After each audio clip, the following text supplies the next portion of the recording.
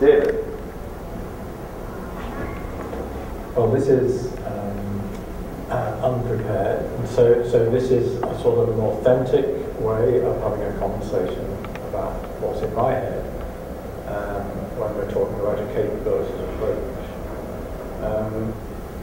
I think for me, the attraction of the capabilities approach is because ultimately it's to do with becoming human. It's about human freedoms. And so I think Amartya Sen, when writing about poverty all those years ago, he would say that poverty is not a problem because of lack of money. It's not the metric that's important here. Poverty is important. It needs to be eradicated because it prevents people from becoming fully human. It denies you access to maybe fresh water or education or whatever. So it's a denial of your capability as a human being.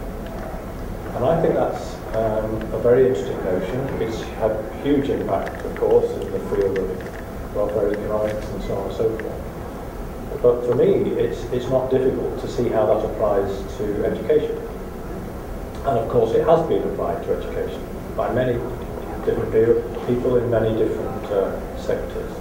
As far as I'm aware, this project is the first attempt to apply a capabilities approach to thinking about a subject discipline and its contribution to education.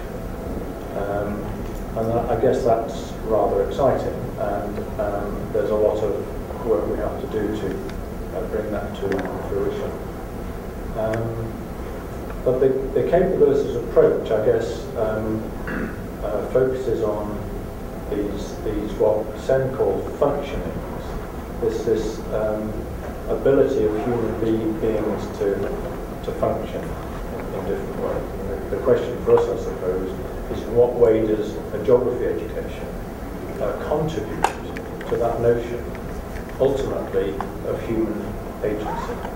So we're not concerned with the metrics of performing in tests and so on and so forth, important though that is. What we're interested in, as Michael has started off by saying, is the broader goals. What are we trying to achieve in terms of helping children become more fully formed and able and agentive human beings? So that's my take on the capabilities approach. And I'm very keen to place a distance between that approach and an approach to education which is based upon competence. Or in some jurisdictions it would be more a skills kind of led approach to education. And the way I illustrate that distinction is by going back to Sen again. An obvious question to ask is, well, give me an example of a human capability then.